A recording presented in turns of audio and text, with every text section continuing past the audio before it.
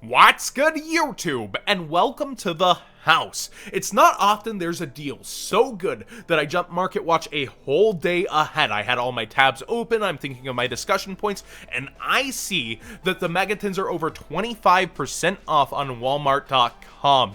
Now, this says 2018 Jaden tin, but has Yusei's picture question mark, so it's kind of weird, and we see the same thing with the listing for Yusei tin, but it shows Jaden pictures. I have to imagine that the title is what's right and not the picture when you're ordering.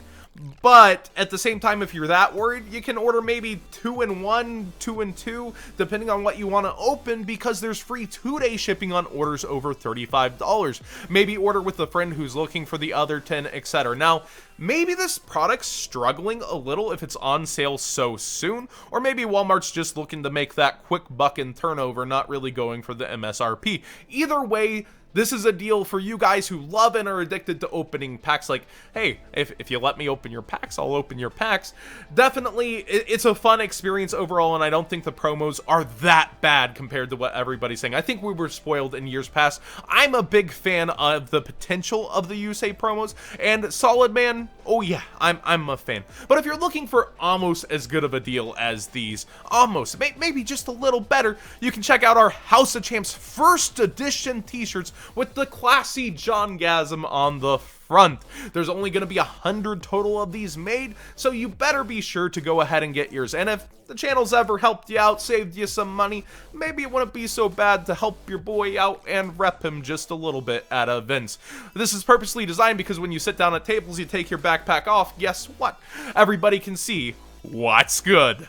Let's go ahead and get into the rest of today's market watch, though. Ash Blossom and Joyous Spring. This has been bugging me, and it's already gone down from $28 towards $25 here on TCG Player, and there's a huge reason for that. A, the Ultra Rares were about that same price, and it doesn't really make sense for the brand new Super Rare to match the price of the Ultra Rare, although I'm typically a fan of Super Rares over Ultra Rares and how they look, so that's just me, but the market usually dictates that the harder to get card will be worth more. But we go into Shadows in Valhalla, and Ash Blossom is still at that point where it's the chase card of the set, but imagine, you know, you have almost an Ash Blossom per box. Every 10 boxes out of 12 should have an Ash Blossom by the pull rates.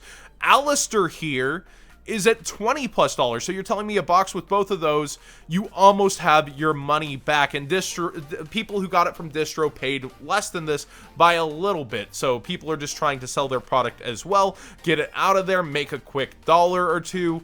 It's really interesting that you have such unwillingness to open this product when you have a card almost guaranteed to be and cover half of it. The rest of the set's pretty dang cheap overall, but you have a good slew of $6, $7, $8 cards. Invocation being one at $6, Hanzo being one at $7 freaking dollars. That's not what I expected, although I guess ninjas were pretty hype coming out. I was personally excited at first. Twin Twisters. Your front page is actually pretty solid for the set, but still remains top heavy with just 2 cards, and I think you're looking at like 4 Alistair per case, and you're looking at 10 Ash Blossom per case. So I still feel like when you're opening the product, it's a okay chance to get both, but at the same time I can understand, instead of taking that gamble when you're paying distro costs, just trying to sell the product instead.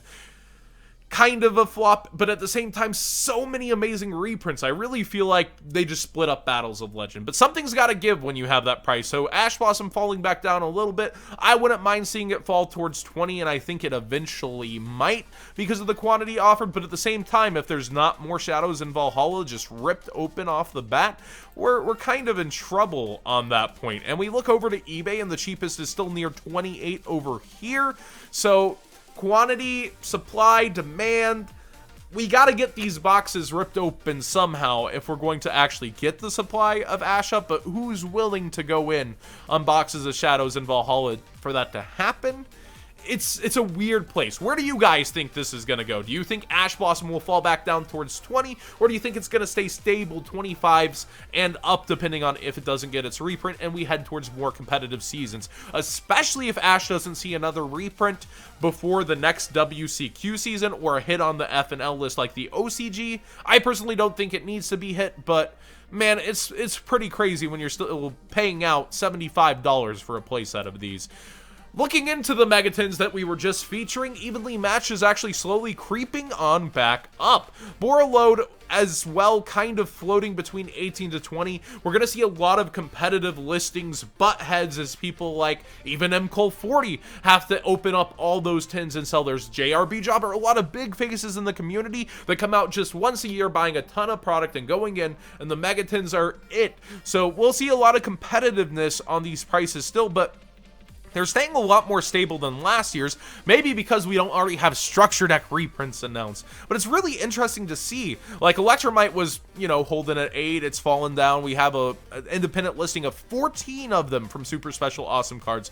It's $6. It really comes down to the vendors and what they think they're going to make money off of, and then they list the rest cheaper to try to compensate and then get that free money. Because once you sell a lot of cards out of your tens and you end up at that break-even point, everything else is free, even though it took effort, it took works, it took hours. You have a surplus slash profit that you have, so people are really concentrating on getting competitive on stuff like the Mech Knights, which are somewhat quickly falling compared to what they were. We saw purple at 8, now it's towards 6. We saw blue, it's still sticking around the $5 point.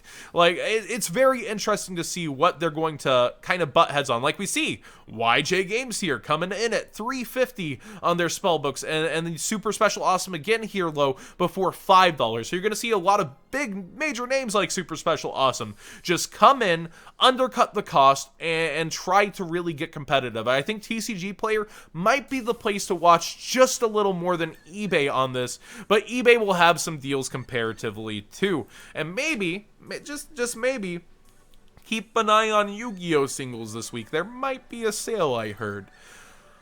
Looking into what Battles of Legend actually turned into, look how poorly the boxes are selling. It's pretty crazy to me that it flopped that bad, but looking back, the cards that are actually in it and the cards that are worth money, it's only laughable compared to the last year. Cyber Emergency coming out as a new card is kind of the chase card now, almost overtaking Golden Castle, which isn't seeing much play at all, a kind of a flopped engine. Number 75, Bamboozling Gossip Shadow, doing what it does and also becoming one of the chase cards. And this card right here is a discussion point. It shows the casual market flexing. This isn't coming into competitive decks, top cut decks. Dreadnoid is realistically, oh, I'm hunting numbers, I'm a rank 10 fan. Like, so many different aspects for people to actually go after this. It's casual bait, and it did a good job of it. Also, to note, shorter printed, yes, but at the same time, flexing a price like this, even for a newer card where the elephant, of course, is nowhere near that, it kind of shows that there's that casual influence on the market, just like we see in our legendary duelist sets. Those kinds of sets really do show the casual flexing on the market, and that they influence it too, that they have money to spend and that they're here. So it's kind of interesting to see how this developed and went over time. But there's still a lot of awesome cards that came out here that are slowly going back up. Gamma Seal almost reaching its original price. $5 Gumblars, people are that scared of it getting hit. This should have been the chase card by far out of the set, but hey, whoever knows what's gonna happen. People are really scared of that ban list. If it doesn't get hit, Gumblars are still gonna keep looping with or without Firewall. I hate to tell you that, and we'll show some videos on why that is soon. Flying Elephant, this is what I'm talking about, what I would have expected to be the casual bait at one of the shortest printings in the set. Only $250. Not bad. I might get some, like, a page for my own collection here soon. But yeah, realistically, we do also see you'll look around on eBay, and this is where you find deals. $7 or best offer. Maybe you could toss a 5-ball, and they might just accept. They might just want to get rid of this card as a seller, and we see the rest are actually just straight up there too. So looking around eBay, looking around TCG Player, it's interesting how Battles of Legend turned out, and Shadows and Valhalla. Do you think it should have been realistically kind of warped into one set, or do you think it played out right overall by you for those two products? Are you a fan of those products, or not so much a fan? I want to speak past formats here. Looking around at the Dragon Ruler stuff, it's relatively cheap right now. You remember Blaster had a buyout a while back. That's why you see this loopy market price. But I think past formats are something to really consider right now, because you never know what's going to be the next GOAT format, when a bunch of pros in the community might end up pushing a singular format as something to go back and look at and play and enjoy in Yu-Gi-Oh! That gains a following. I don't think GOAT's going to be a singularity. I don't think it's going to be the only thing chased after. And I think there's a lot of really fun past formats, and that's going to be a segment on our channel soon. But Zodiac, overall, look, Barrages, dollars, Dridents, dollars. Not everybody's going to remember Zodiac fondly, but I know a huge cult of decent players who really enjoy playing Zodiac and doing that between rounds. We also look at Mermails, the cheapest point ever. You could go play Ancient Mermail mirrors right now for the lowest cost that they've ever been. But you look at Necros, they're expensive because they didn't receive multiple printings, but it's still a relatively popular deck that people are even excited to play today with the Deva rituals and everything happening. But my personal thought is, go after and look after past formats you might enjoy with your friends, or overall think you might enjoy in general, and start looking at the prices. You might be pleasantly surprised how cheap it is to play some of these, and how cheap it is to get into some of these overall right now. And long term, as these cards don't get reprinted, they remain on F&L lists, and perhaps some group of good players ends up really pushing it, you might make yourself a decent return on your investment in the long term, but also tons of hours of enjoyment of playing during stale formats where the ban list just isn't changing. I think that's really awesome, and while the formats may not develop too much outside of that, and you're looking more towards the past and enjoying kind of this routine, at the same time, if you expand those options, you have the money to kind of do this on the side. It's a lot cheaper Yu-Gi-Oh! It's a lot of fun, in my opinion, and kind of going to become the next focus of our channel. So hopefully you guys are looking around too and thinking of things you want to enjoy on the side there. Thanks for watching today's Market Watch. What did you guys think? Is this worth it with all the fluff and filler? Are you going to go for these Megatins that are over 25% off? Are you going to get yourself a nice John Moore t-shirt? And how do you feel about these sets that have come out? Battles of Legend, Shadows, and Valhalla, how they've basically been presented. I want to hear all this from you guys and more. Like the video if you enjoyed the discussion, subscribe if you haven't already, and seriously, thanks for being here.